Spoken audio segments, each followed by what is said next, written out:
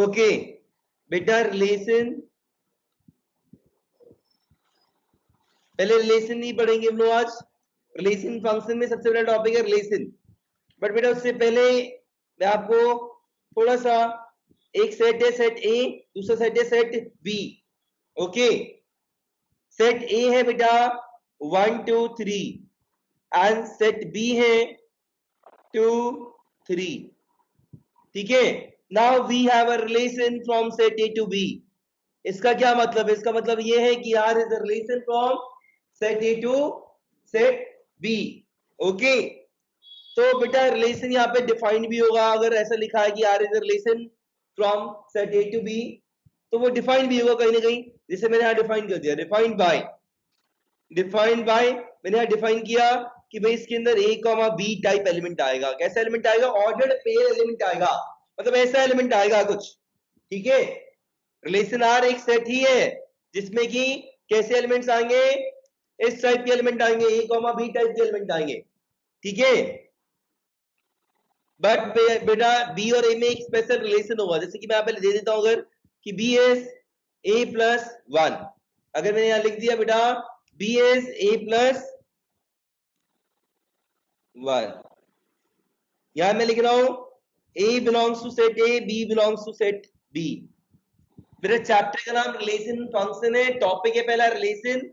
तो बेटा ये जो मैंने यहाँ पे लिखा है इसको हम क्या बोलते हैं? R is a relation from set A to B. ठीक है, और फिर डेफिनेशन गिवन होगी, जैसे मैंने यहाँ पे डिफाइन कर दिया नीचे। ये क्या बोलना चाहता है बेटा? ये बोलना चाहता है कि ये एक सेट है, तभी इसे हमने करली ब्रेसेस से इंक्लोज किया है। और इसमें एलिमेंट्स कैसे आएंगे? ऐसे एलिमेंट आएंगे ए कॉमा बी टाइप आएंगे, but there will be a particular relation given between A and B. तो ए और बी में एक रिलेशन गिवन है बेटा, क्या रिलेशन है? ये बी क्या है? 1 मोर देन ए। अब यहां से स्मॉल ए बेटा कहां से लेंगे? वो यहाँ पे लिखा है कि small A always belongs to set A. And small B कहां से लेंगे? ये वाला एलिमेंट कहां से आएगा? यहां लिखा हुआ है it always belongs to set B. ठीक है, तो बेटा ये रिलेशन पहले आपको लिखना आना चाहिए। यहां पे क्या होगा रिलेशन पता है आपको?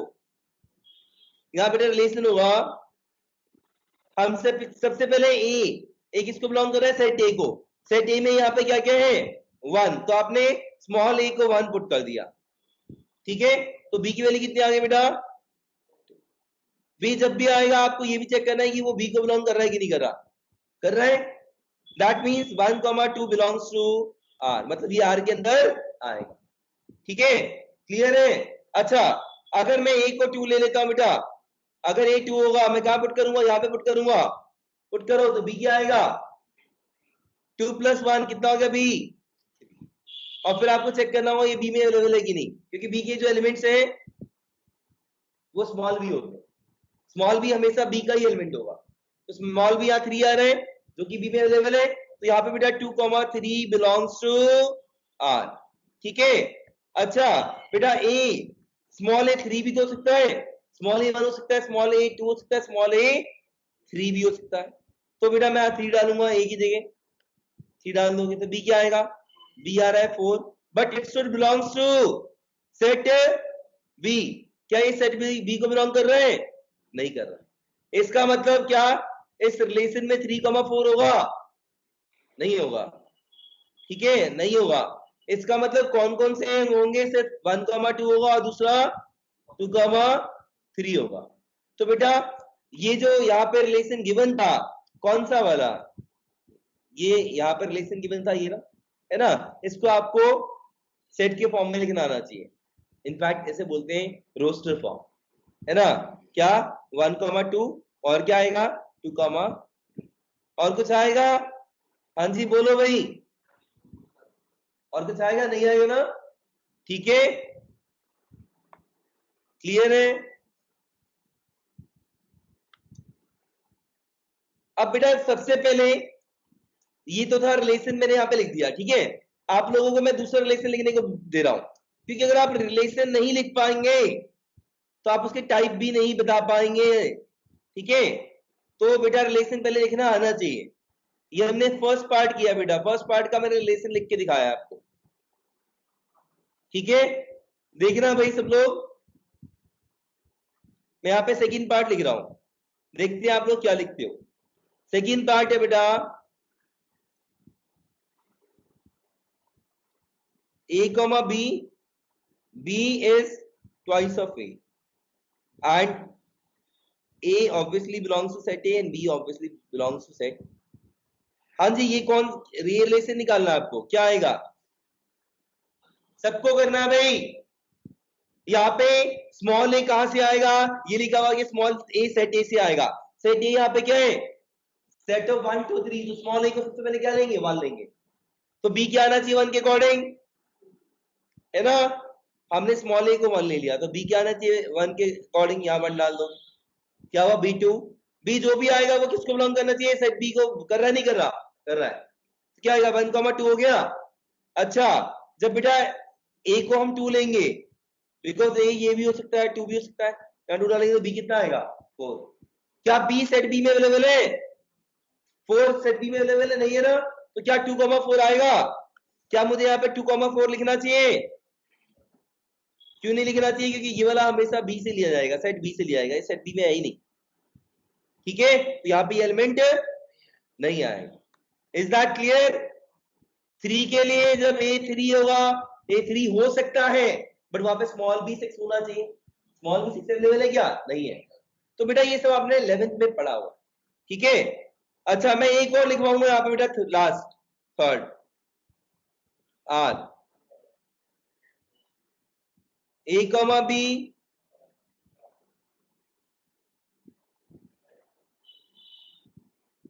A comma B, A minus B is a natural number, is a whole number। चलो मैंने लिख दिया is a whole number। हाँ जी, क्या क्या आएगा, ऑब्वियसली मैंने लिखा नहीं स्मॉल ए किसको बिलोंग करे, स्मॉल बी किसको बिलोंग करे, बट बाय डिफॉल्ट क्या है, small A belongs to set A and small B belongs to set A, ठीक है।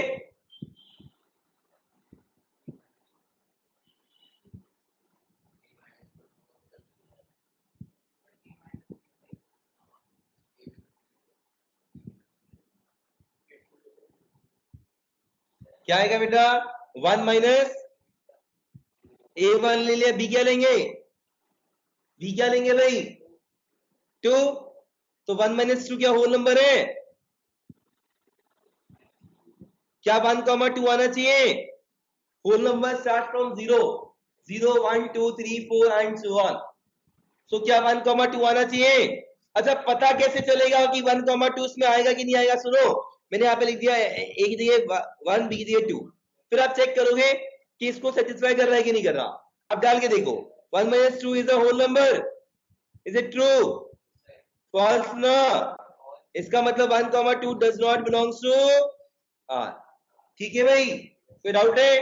अच्छा, और क्या होगा 1,2 नहीं आया, फिर 2,2 ले ले, 2,2 आएगा या नहीं आएगा, आएगा, परफेक्ट। देखो यहाँ पे लिखा 2,2, चेक करना, अगर आपको चेक करना है कि ये रिलेशन में बिलोंग कर रहा है कि नहीं कर रहा, आप एज इट इज स्टेटमेंट में डाल दे, स्टेटमेंट चाहे जो भी हो, कितना हो गया 0, it is a whole number, if it is true, statement में डालने के बाद अगर ये ट्रू आता है तो ये आर में बिलोंग करेगा, मतलब ये आर के अंदर आएगा, ठीक है, कोई डाउट है, ओके। अच्छा, 2,2 इसके अंदर आएगा, बाकी आप देखो बेटा 2,2 के बाद आपके दिमाग में क्या आ रहा है, 2,3 आ रहा है, चलो 3,2, पहले 1 का 2 के साथ लिया, 2 का 2 के साथ लिया, आप 3 का 2 के साथ ले लेते हैं, 3,2 आएगा नहीं आएगा, 3,2 मींस 3 माइनस 2 होल नंबर होना चाहिए, 1 होल नंबर है, आ गया।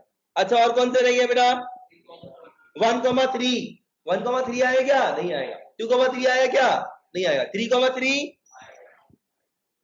क्लियर है। तो जब तक कि आपको ये रिलेशन नहीं लिखना आएगा तब तक प्रॉब्लम है, ये आपको ये नहीं पता करना आएगा कि ये इसको बिलोंग करता है कि नहीं करता, आर को बिलोंग करता है नहीं करता, सिंपली डाल के देखो, ठीक है, इज दिस क्लियर, आगे बढ़े बेटा। अच्छा, एक चीज और बेटा, एक होता है बेटा Cartesian product of A cross B, A and B, क्या होता है, टॉपिक का नाम है कार्टेशियन प्रोडक्ट, क्या लिख रहा हूं, कार्टेशियन प्रोडक्ट को हम ए क्रॉस बी से निकालते हैं, ए क्रॉस बी आपने सबने निकालना सीखा हुआ है क्लास 11th में, ए क्रॉस बी करता है क्या है, it relates every element of A to every element of B. ठीक है, ए का पहला एलिमेंट है 1, ये रिलेट कर दिया टू के बी के 2 के साथ भी और बी के 3 के साथ भी।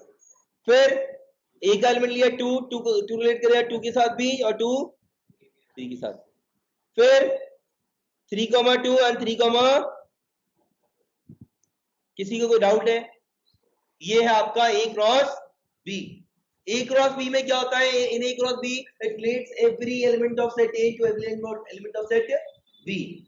अच्छा, तो बेटा relation from A to B is always, कोई भी रिलेशन होगा अगर ए से बी में, it will always be a subset. किसका subset? Subset of A cross B. ध्यान रखना, it is the rule. Relation के अंदर जो एलिमेंट्स आए हैं, चाहे आप इस रिलेशन की बात करें, चाहे आप इस रिलेशन की बात करें, चाहे आप इस रिलेशन की बात करें, ये सब के सब ए क्रॉस बी से ही आए। देख रहे हो आप? हाँ, ठीक बोल रहा हूँ गलत बोल रहा हूँ? ये जो है इसके जो एलिमेंट है 1,2 एंड 2,3, दिख रहा है भाई? इसका इस वाले सेकंड रिलेशन का जो एलिमेंट है 1,2 वो भी यहीं से आया है। इसका जो एलिमेंट है 2,2 एंड 3,2 एंड 3,3 यहीं से आए। तो बेसिकली होता है relation from set A to B is always a subset of A cross B. ठीक है, क्लियर है? अच्छा, छोटी सी बात बेटा, यहाँ पे ये पॉइंट आपको लर्न करना चाहिए वैसे। क्या? ये वाला पॉइंट, ओके, कि कोई भी रिलेशन ए से बी में जो होगा वो एक सबसेट होता है ए क्रॉस बी का। ठीक है, अच्छा बात कर रहे हैं बेटा, अगर if relation R is equals to A cross B, अगर relation R A cross B के बराबर है तो बेटा ऐसे रिलेशन को हम यूनिवर्सल रिलेशन बोलते हैं। कौन सा रिलेशन बोलते हैं? Universal relation. अगर A क्रॉस B और रिलेशन दोनों बराबर है तो उसे हम यूनिवर्सल रिलेशन बोलते हैं। ठीक है, ओके। तो बेटा दूसरा पॉइंट ये आपको ये लर्न करना है, ओके। अच्छा, मैं एक और रिलेशन लिख के दे रहा हूं बेटा, देखते हैं आप लोग क्या लिखते हो।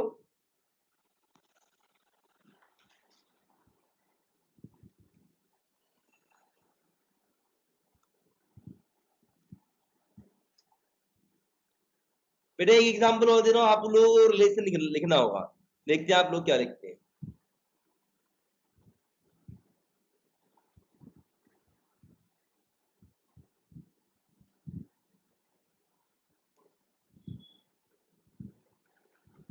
देखना भी एक रिलेशन और लिख रहा हूं मैं,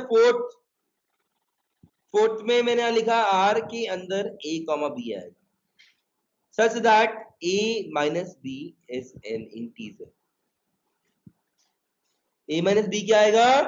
इंटीजर आएगा। हाँ जी, लिखे जरा क्या क्या आएगा, देखते हैं जरा।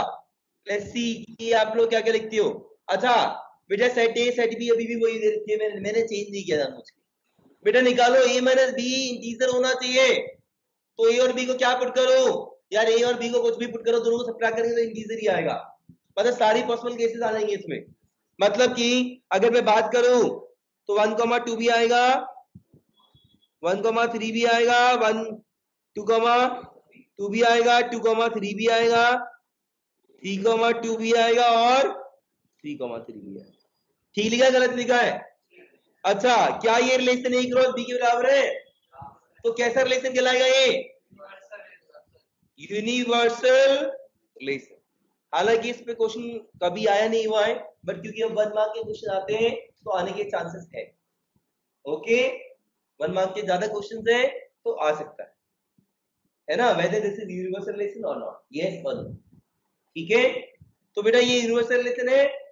ठीक है, अच्छा एक और डेफिनेशन छोटी सी, इफ r इक्वल्स टू 5, बेटा 5 बोले तो एम्प्टी सेट। कैसे सेट?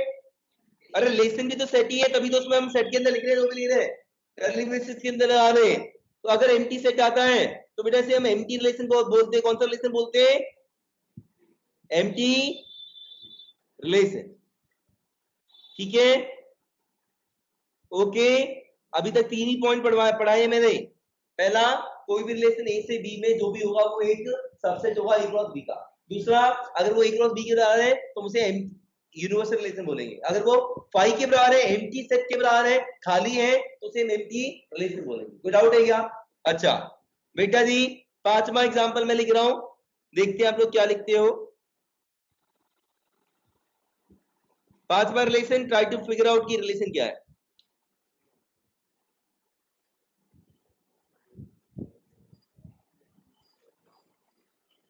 फाइंड आर, सेट ए और सेट बी गिवन है बेटा, सबको पता है ना सेट ए और सेट बी।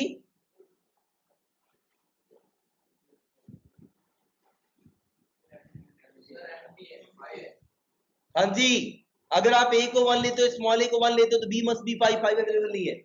2 लेते हो तो 10 होना चाहिए, वो भी अवेलेबल नहीं है। 3 लेते हो 15 होना चाहिए, वो भी अवेलेबल नहीं है। इसके अंदर कोई एलिमेंट आएगा? नहीं आएगा। एम्प्टी कोई भी एलिमेंट, मतलब कोई भी एलिमेंट नहीं आएगा, इसलिए एम्प्टी है, इसका मतलब एम्प्टी प्लेस। कोई डाउट है भाई? बोलो भाई, समझ में आ गई बात? आगे बढ़े। अच्छा बेटा ध्यान से सुनना, अगर ऐसा लिखा हुआ है रिलेशन ऑन सेट ए, इसका बाय डिफॉल्ट मीनिंग ये है, या इन भी लिखा होता है कई बार, ठीक है, R from A to A on, A to A, ठीक है, ओके। तो रिलेशन ऑन सेट ए, ठीक है, ओके बेटा, सेट ए गिवन है आपको यहाँ पे 1 2, ठीक है, क्लियर है आपको? मैं एक पहला सेट दे रहा हूं, पहला सेट है बेटा ए कॉमा बी,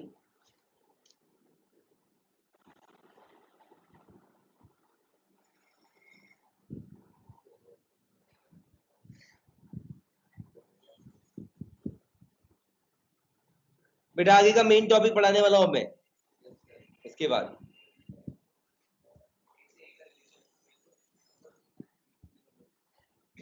अरे बी कहाँ है भाई, तुम लोग कौन बोल रहा बी कहाँ है? ऑन सेट ए का मतलब क्या है? ए से ए में ही है, बी की जगह भी कौन लेगा? ए ही लेगा, सेट ए ही लेगा। ये तो लिखा मैंने, इसकी मीनिंग, इसका मीनिंग ये लिखा हुआ from A to A itself, okay.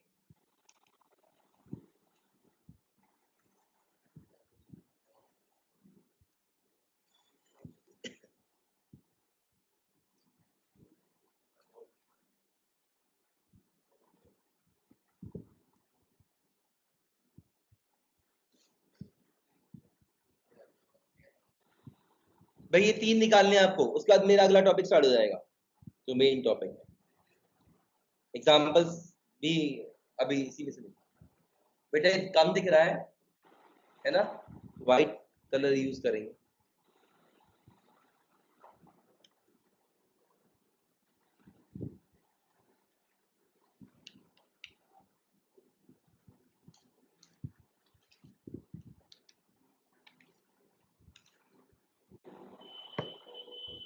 बेटा किसी को डाउट है? बेटा रिलेशन ऑन सेट ए लिखा हो या रिलेशन इन सेट ए लिखा हो, एक ही मतलब है। क्या मतलब है बता दिया ना आपको, कि जो रिलेशन है वो ए से ए में ही है, R is relation from A to A only, okay. हाँ जी, आपको ये सारे रिलेशन लिख के दिखाने हैं मुझे अभी। अच्छा मैंने यहाँ बी बिलोंग्स टू बी लिख दिया, ये थोड़ा सा मिस्टेक है बेटा, क्या होना चाहिए? B belongs to, okay please correct. सबने लिख लिया? फिर मैं आगे पढ़ाऊंगा बेटा।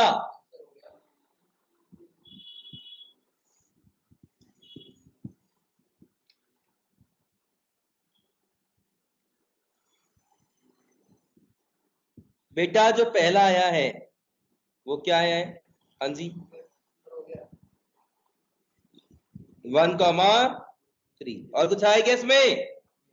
क्या ये एंटी रिलेशन है? क्या ये यूनिवर्सल है? कोई भी नहीं है। अच्छा सेकंड वाला बेटा क्या होगा?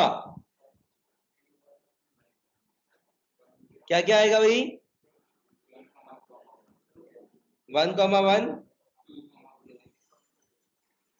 1,1 1,2 आएगा नहीं आएगा, 1,3 आएगा नहीं आएगा, फिर 2,1 2,2 2,3 आएगा नहीं आएगा, 3 के साथ 3,1 3,2 3, कोई डाउट है क्या?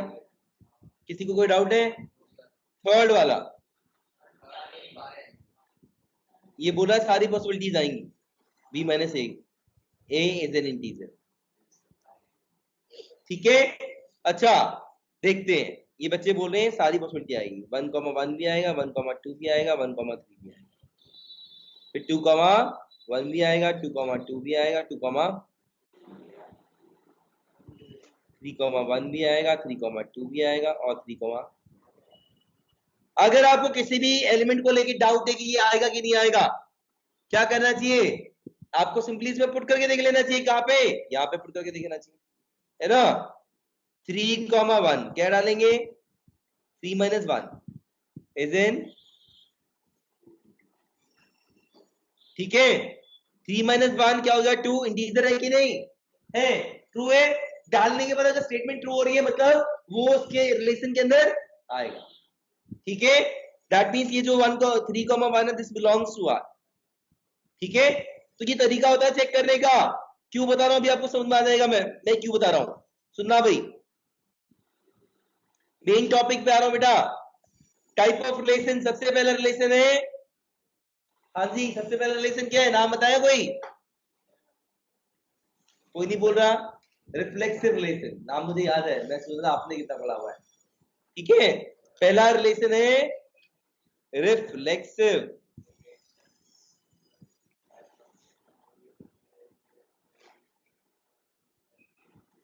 बेटा अगर कोई रिलेशन है आर ए से ए में, फ्रॉम ए टू ए, ठीक है, and if A comma A belongs to relation R, यहां पे लिख रहा हूं बेटा मैं कुछ, for all A belonging to set, मतलब जितने भी एलिमेंट्स हैं, कौन से वाले? स्मॉल एलिमेंट्स जो कि सेट ए से लिए गए हैं, उन सभी के लिए अगर ए कॉमा ए आर के अंदर आ रहा है तो वो आपका रिफ्लेक्सिव रिलेशन होगा, ठीक है। तो वो आपका एक रिफ्लेक्सिव रिलेशन होगा। ये डेफिनेशन तभी है जब आर जो है ए से ए में है, ए टू बी वाला क्वेश्चन नहीं है, क्या है? Relation R from A to A itself, ठीक है। तो कंडीशन क्या है? If A comma A belongs to R for all A belongs to set A, ये कंडीशन है। अगर ऐसा होता है then we say R is a reflexive, R is a reflexive, सुनना भाई, मेरी बात ध्यान से समझना, इसका मतलब क्या है? हाँ भाई इसका मतलब क्या है ये समझना आप। इसका मतलब ये बेटा कि जितने यहां पे लिखा है फॉर ऑल, मैं इसको अंडरलाइन कर रहा हूं दोबारा, क्या लिखा है? जितने मतलब सभी एलिमेंट्स, फॉर ऑल सभी एलिमेंट्स किसके? सेट ए के, उसका नाम क्या लिखा है? स्मॉल ए। उन सभी के लिए अगर ए कॉमा ए आर में बिलोंग करता है, इस वाले एग्जांपल पे आते हैं बेटा, कौन से एग्जांपल में? इसकी बात कर रहा हूं मैं। आप ये चेक करो ये होल नंबर है कि नहीं, सॉरी ये रिफ्लेक्सिव रिलेशन है कि नहीं। सेट ए गिवन है ये रहा, तो सेट ए का एलिमेंट उठाएंगे, पहले 1 उठाएंगे, तो 1 के लिए क्या इसमें 1 कॉमा 1 आ रहा है, देख सकते हैं बेटा, ये रहा सेकंड वाले में आ रहा है। तो ये सिर्फ 1 के लिए नहीं चेक करेंगे, 2 के लिए भी करेंगे और 3 के लिए भी करेंगे। 1 के लिए 1,1 है यहाँ पे, बट आपको यहाँ पे 2 के लिए भी करना है, सभी एलिमेंट्स के लिए करना है, ए के सभी एलिमेंट्स के लिए करना है, लिखा ना for all elements of set ए। तो 2 के लिए यहाँ पे 2,2 है, बिल्कुल है, और यहाँ पे 3 के लिए 3,3 है ना। तो बेटा क्योंकि यहाँ पे सेट ए के सभी एलिमेंट्स के लिए यहाँ पे ए कॉमा ए बिलोंग करता है, इसीलिए ये रिफ्लेक्सिव रिलेशन होगा। कैसा रिलेशन होगा? ये रिफ्लेक्सिव होगा। अगर मान लो यहाँ पे 3,3 नहीं होता, जैसे यहाँ पे अवेलेबल नहीं है ही नहीं, फिर ये रिफ्लेक्सिव होगा? नहीं होगा। उस केस में ये रिफ्लेक्सिव नहीं होगा, ठीक है। अच्छा बेटा एक चीज और, बच्चे क्या करेंगे, क्या बच्चे सारे एलिमेंट्स डाल के पुट करके चेक करें? कभी कभी ऐसा भी आता है एक में अनगिनत एलिमेंट्स है, ठीक है। जो अच्छा तरीका, जो बेस्ट तरीका पता है क्या है, ध्यान से सुनना।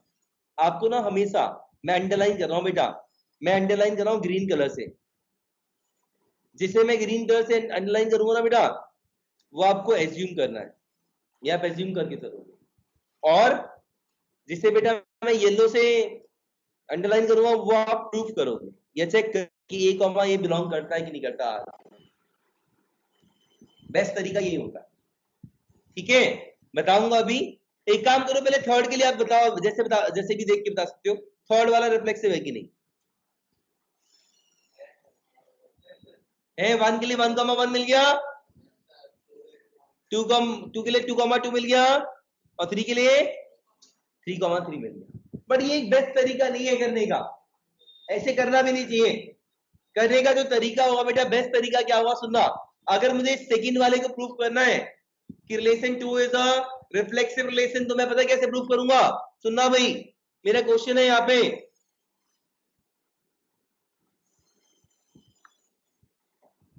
समझ में तो आ गया सबको। यहाँ पे लिखा मैंने, prove that this relation is a reflexive. मैं बार बार बोल रहा हूं, अगर आपको सही प्रूफ करना है तो आप सही प्रूफ करेंगे जनरल वे में, ठीक है। और अगर आपको गलत प्रूफ करना है तो आप एक एग्जांपल देके प्रूफ कर सकते हैं कि गलत है। मान लो मुझे प्रूफ करना है कि प्रांजल गलत है, या प्रांजल झूठ बोलता है, तो मैं इसका बस एक स्टेटमेंट ऐसा तुम्हें दिखा दूंगा कि भाई देखो ये झूठ बोल रहा है, वहीं से काम हो जाएगा कि झूठ बोलता है, ठप्पा लग गया झूठ बोलने का, फॉल्स।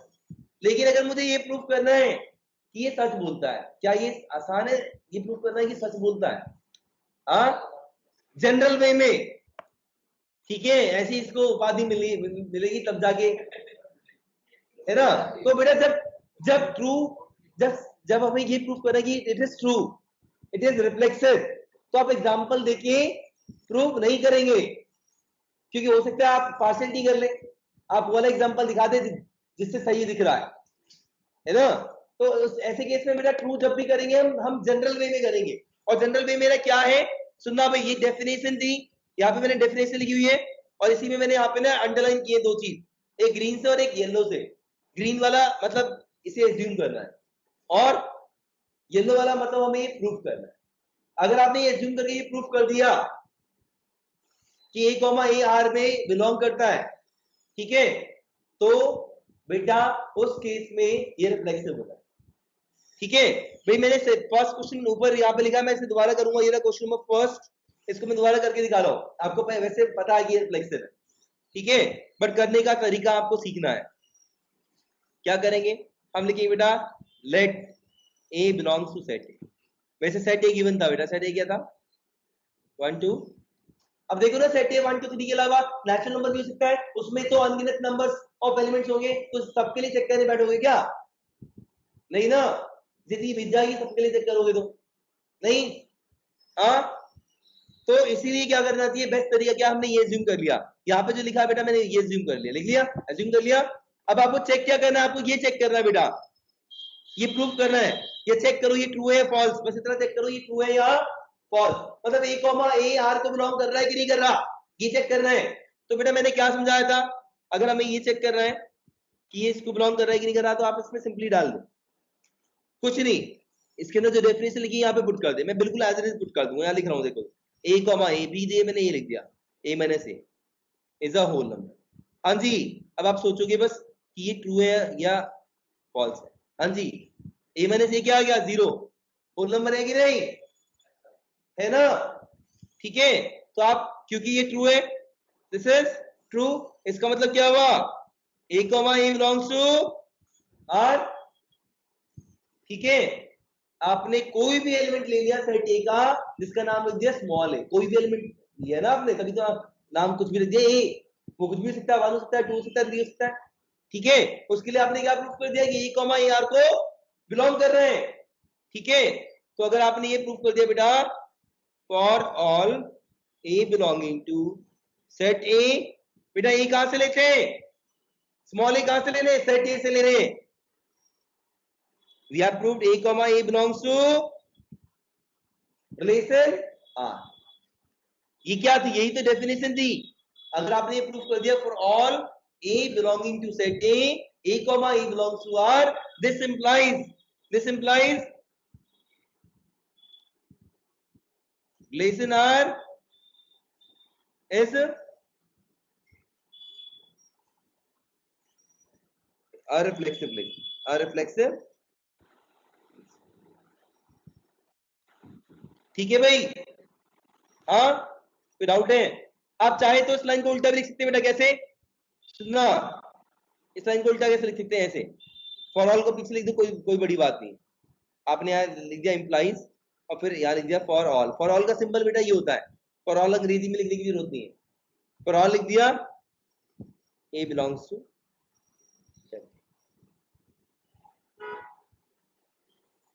लिखने का बेटा पहले तो सब लोग क्या करेंगे, डेफिनेशन याद करेंगे। अगर आपको डेफिनेशन नहीं याद हो रही ना, कौन सी वाली डेफिनेशन याद करेंगे, ये वाली। प्लीज लर्न इट, लर्न करें और 2 बार ही लिखें कॉपी में। अगर आपको डेफिनेशन नहीं याद है तो बेटा नहीं कर पाएंगे। ये डेफिनेशन लिखना ही नहीं आ रहा तो क्वेश्चन नहीं लिख पाओगे आप, है तो बड़ा आसान। ये जो मैंने डेफिनेशन ग्रीन कलर से मार्क किया है, ये पूरा लर्न करो, ऐसे लिखो, ऐसे ही लिखो। फॉर ऑल की जगह आप चाहे तो ये वाला सिंबल यूज कर सकते हैं, कौन सा, ये वाला। ओके,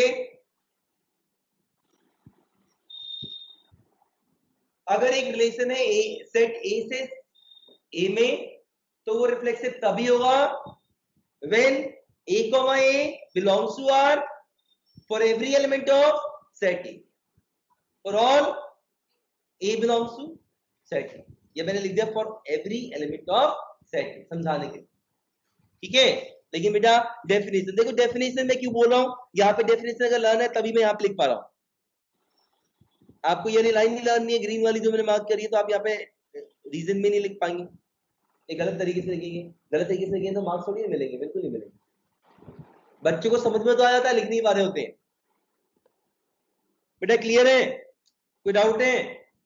हाँ भाई, रिफ्लेक्सिव रिलेशन की अभी से जल्दी से डेफिनेशन लिखो खुद से कॉपी में, उसे बिना देखे, उसके बाद फिर मैच करें। बेटा जी लिखे, लिखने में ही दिक्कत होती है, otherwise this chapter is very very simple. जब पेपर आता तो लिख ही नहीं पाता, ठीक है। ओके हो गया बेटा, अगला क्वेश्चन करें। ओके अगला क्वेश्चन करते हैं बेटा। बेटा ये अगला क्वेश्चन है, आपको लग रहा होगा सेम क्वेश्चन है, मैं अभी चेंज कर रहा हूं उसमें। क्वेश्चन नंबर 2 है बेटा, और यहां पे लिख दिया मैंने integer,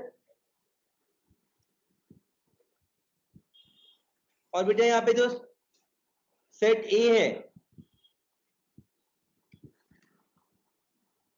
set A is basically set of natural number. मतलब क्या आएगा, 1 भी आएगा, 2 भी आएगा, 3 भी आएगा, 4 भी आएगा, 5 भी आएगा, 6 भी आएगा, एंड सो ऑन चलता रहेगा। तो क्या आप इंडिविजुअली सबके लिए चेक करेंगे? नहीं, ठीक है। तो जो तरीका मैंने अभी सिखाया था वही करना है। एक चीज एज्यूम करने को बोली थी और दूसरी चीज प्रूफ करने को बोली थी। या चेक करो कि ट्रू है या फॉल्स है, प्रूफ करना मतलब ट्रू प्रूफ करके दिखाओ, ठीक है। डेफिनेशन क्या थी रिफ्लेक्सिव रिलेशन की?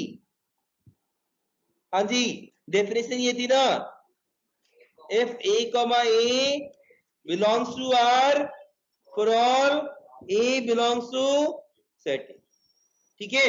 तो बेटा मैं रिपीट कर रहा हूं, ये तो बस मैंने आपको याद दिलाने के लिए लिख दिया। आपको क्या एज्यूम करना है, आपको ये एज्यूम करना है, this has to be assume, ये आपको लेट कर लेना, ठीक है।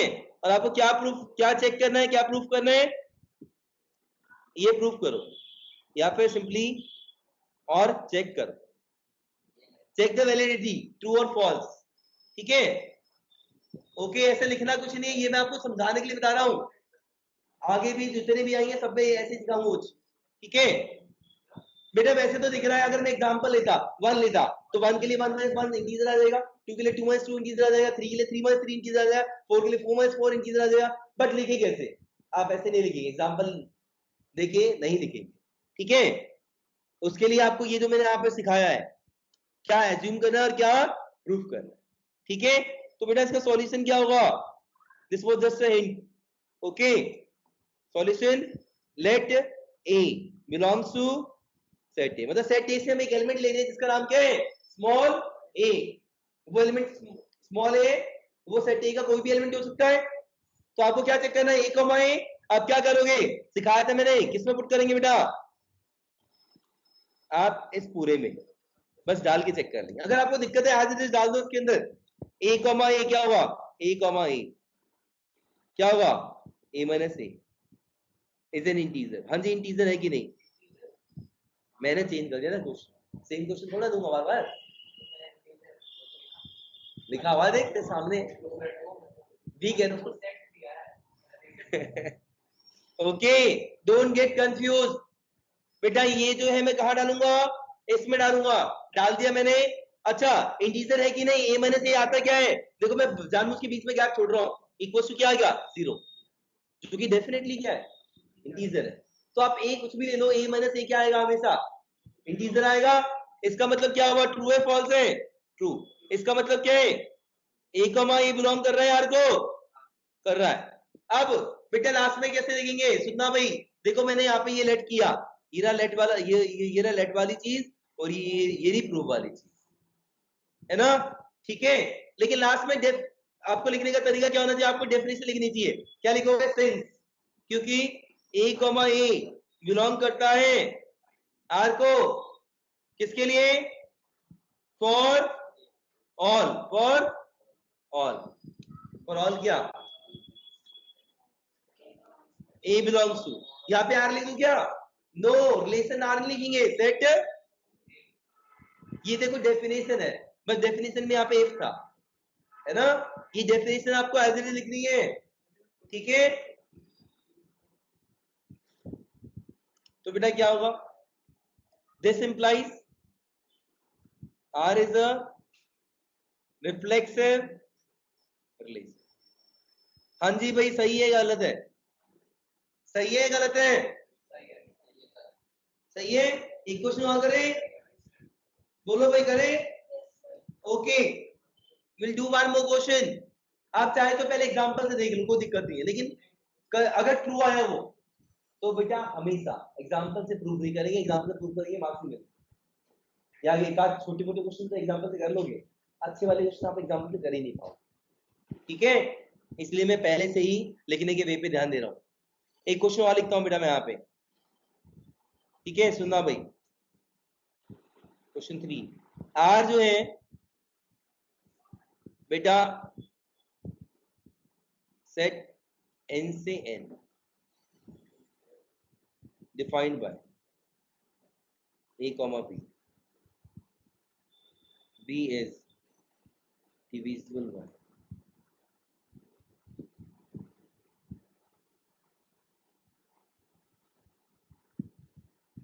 देखो अगर मैं यहाँ पे वाली लाइन ना भी लिखूं, A comma B belongs to R, तो बाय डिफॉल्ट किसको बिलोंग करेगा? वो आर नहीं, एन लिखा हुआ, A comma B belongs to N, अगर मैं ना भी लिखूं तो वो एन को बिलोंग करेगा। यहाँ पे एन लिखा हुआ है, सेट की जगह, सेट ए की जगह क्या लिखा हुआ है? एन। एन क्या होता है? Set of natural. हाँ जी, मैं पूछ रहा हूं आपसे, ये रिफ्लेक्सिव है कि नहीं? हाँ जी भाई, रिफ्लेक्सिव है कि नहीं है? लिखो पूरा प्रॉपर जैसे मैंने लिखवाया है, ठीक है। छोड़ूंगा थोड़ी ना मैं तुम्हें, मुझे पता है पेपर में तुम लिख नहीं पाओगे, समझ भी लिया तो फिर मेरे समझाना भी बेकार, तुम्हारा समझना भी बेकार। क्या करेंगे? क्या सिखाया है मैंने आपको? Let small A belongs to set A, set A की जगह यहाँ पे क्या है? Set N. अच्छा, आपका टारगेट क्या होगा बेटा? आपका टारगेट ये होगा ना कि ए कॉमा ए आर को बिलोंग कर रहा है कि नहीं कर रहा? नहीं करेगा तो फिर खत्म, रिफ्लेक्सिव नहीं होगा। कर रहा है तो रिफ्लेक्सिव होगा, ठीक है। ओके, तो बेटा क्या करेंगे? इसमें डाल दें ए कॉमा ए, इसमें डाल के देख ले यहाँ पे इस पूरी लाइन में, डालो जरा, क्या आएगा? A कॉमा A, मैं बिल्कुल डाल के देख रहा हूं, A is divisible bye A। अरे A से डिविजिबल होता है कि नहीं होता? अब एक बच्चा बोले सर जब 0 होगा तो पंगा आएगा, A 0 है क्या यहाँ पे? A 0 है ही नहीं, तो कोई पंगा ही नहीं है। इज इट ट्रू और फॉल्स? तो A कॉमा A किसको बिलोंग कर रहे हैं? R को। यहाँ पे लिख रहा हूं this implies A comma A R belongs to R। Last में क्या लिख रहे हैं? डेफिनेशन क्यों लर्न कराई थी? ताकि लास्ट में लिख पाए, है ना? लास्ट में डेफिनेशन जरूर लिखनी है, इसी चीज की प्रैक्टिस करनी है बेटा। Since A comma A belongs to R, for all A belongs to set, ठीक है? Okay, this implies hence R is a reflexive। कोई डाउट है भाई? बोलो भाई, कोई डाउट है? नहीं ना? अच्छा एक लास्ट क्वेश्चन बेटा, फोर्थ क्वेश्चन।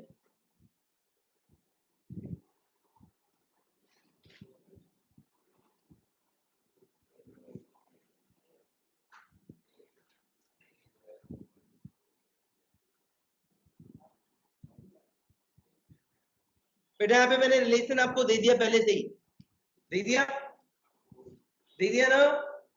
आप मुझे ये बताओ ये रिफ्लेक्सिव है कि नहीं, रिफ्लेक्सिव और नॉट? यहाँ पे क्योंकि रिफ्लेक्सिव नहीं है, अगर नहीं है मतलब फॉल्स है, रिफ्लेक्सिव नहीं है मतलब फॉल्स है, तो आप सिंपली एग्जांपल देके काम चला लेंगे। मैंने क्या बोला, किसी को भी झूठा प्रूफ करना है, बड़ा आसान है, ठीक है? कोई भी एक एग्जांपल दे दो, ठीक है? किसी को भी सच्चा प्रूफ करना है तो आसान नहीं है, एग्जांपल से काम नहीं चलेगा, ठीक है? ओके, तो बेटा यहाँ पे रिफ्लेक्सिव है कि नहीं आपको चेक करना है, आपको साफ दिख रहा है, आप यहाँ ऐसे लिखोगे, लिखने का तरीका क्या होगा? 1 के लिए 1,1 है, ठीक है, 2 के लिए 2,2 है, ठीक है, तो ये सब लिखने की जरूरत नहीं है, जो प्रॉब्लम है वो लिखो। आप लिखोगे for 3 belonging to set 3,3 does not belongs to R। एक एलिमेंट ऐसा मिल गया 3 जो कि सेट ए को बिलोंग करता है, उसके लिए 3,3 आर में नहीं है, hence R is not reflexive. कोई डाउट है क्या? बोलो भाई, डाउट है तो बोलो, घर से करना है क्या है बता रहा हूं, पहले तो एक दूसरी डेफिनेशन लिखवा रहा हूं, उसे याद करके आएंगे। सिमेट्रिक रिलेशन बेटा, सिमेट्रिक रिलेशन देखना भाई, R is a relation from A to A, यहाँ पे कंडीशन है क्या है, if A comma B belongs to R and this implies कि B comma A also belongs to R, ठीक है? For all A comma B belonging to set. बेटा यहाँ पे जो एज्यूम करना है बेटा, वो ये एज्यूम करना है, मैं लिख भी मैं अंडरलाइन कर रहा हूँ एज्यूम करने वाली चीज,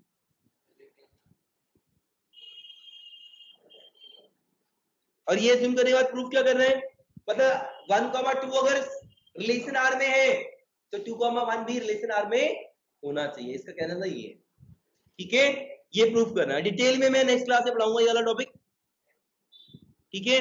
अभी मैं जो होमवर्क दे रहा हूं वो करना है आपको, पहला ये डेफिनेशन अच्छे से याद करनी है, ठीक है? इसमें ये भी समझा दिया क्या लेट करना है और क्या प्रूफ करना है, ठीक है?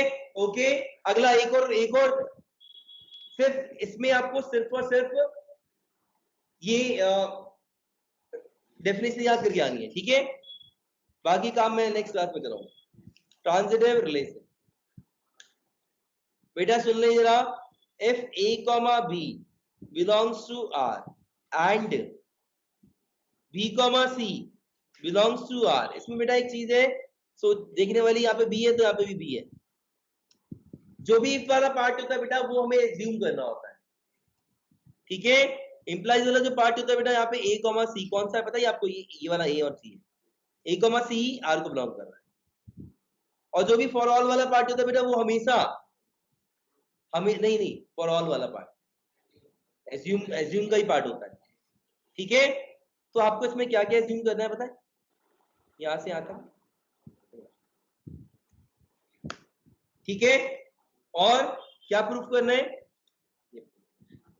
आपको ये डेफिनेशन लर्न करके आनी है और 3 बार डेफिनेशन लिख के लाएंगे।